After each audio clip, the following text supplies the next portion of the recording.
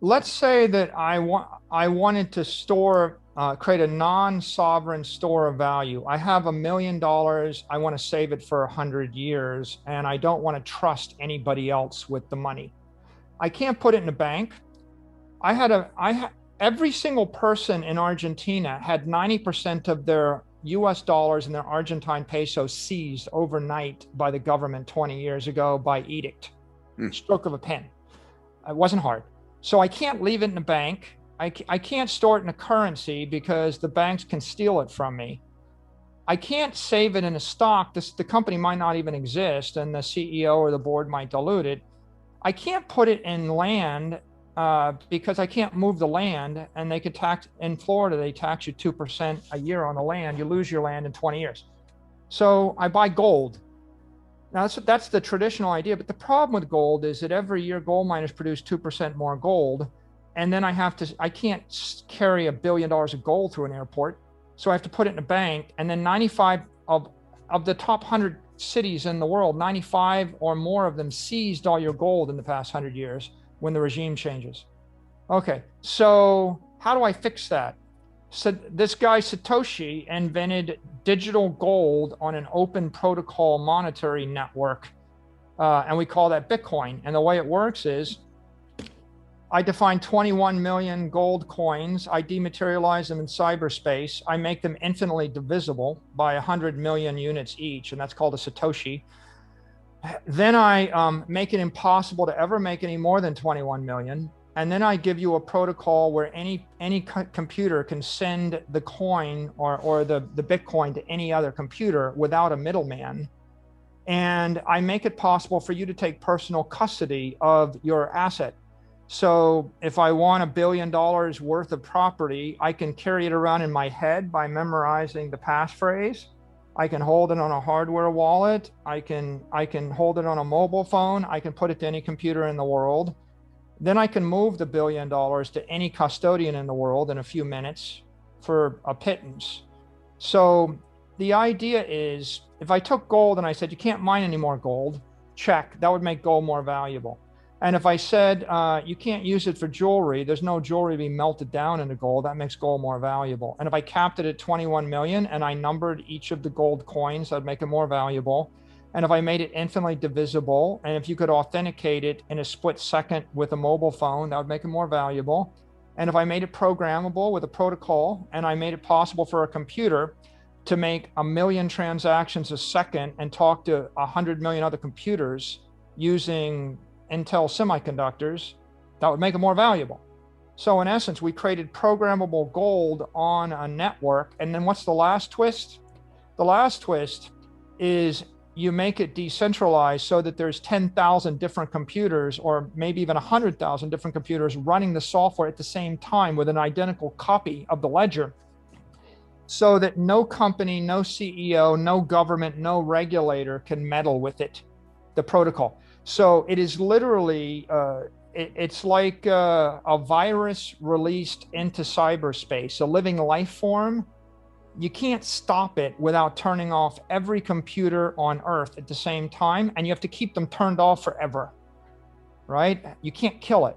And so the idea of Bitcoin is apex property for the human race. And for the first time in the history of the human race, if you have $1 million, you can hold $1 million in your head, walk through a border, send it across the world, take custody, or transfer it to any custodian, or prove that you have it in a split second. And you can't do that with anything else.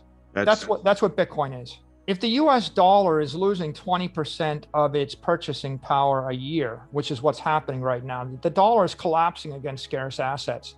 The reason the NASDAQ or the stock exchange is an all-time high isn't because the companies are more valuable, it's because your currency is weak. And the currency keeps collapsing against scarce assets. That's why we have inflation. That's why houses in the Hamptons or Palm Beach cost more. That's why the average home in the US costs 15% more than it did 12 months ago. So if El Salvador is going to prosper as a country, they need to invest their assets or invest their money in something which isn't going to collapse. If you're holding $1 billion of US dollars, and if the US Fed doubles the dollar supply, they stole half your money from you. That's what's going on right now. If you are wealthy in the US and Europe and you have a large stock portfolio, you think you're a genius because your portfolio is up 32% or 47% year over year, and you made wise investment decisions, right?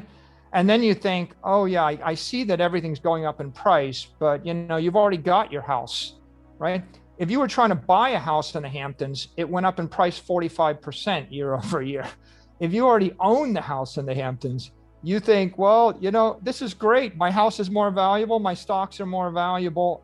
I'm a genius. I'm a good investor. And so if you're asset rich, and that's 10% of the world, you just feel like everything's great.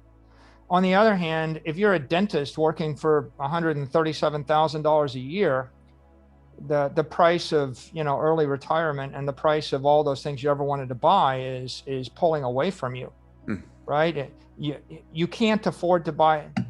There's something wrong when people say we're going to pump up the price of assets to protect the economy, because what you're doing is you're inflating the price of assets for everyone that works for a living that wanted to buy those things.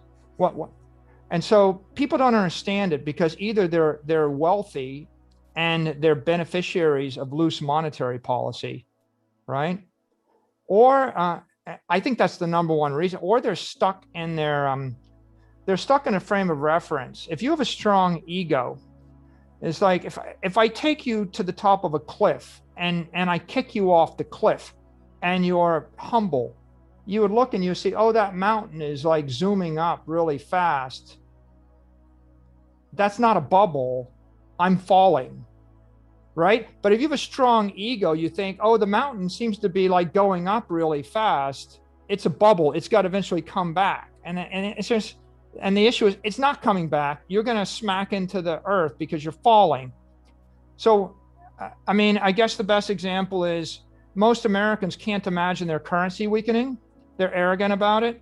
If you go to Argentina, the currency weakened from 1 peso to the dollar to 155 pesos to the dollar over 20 years.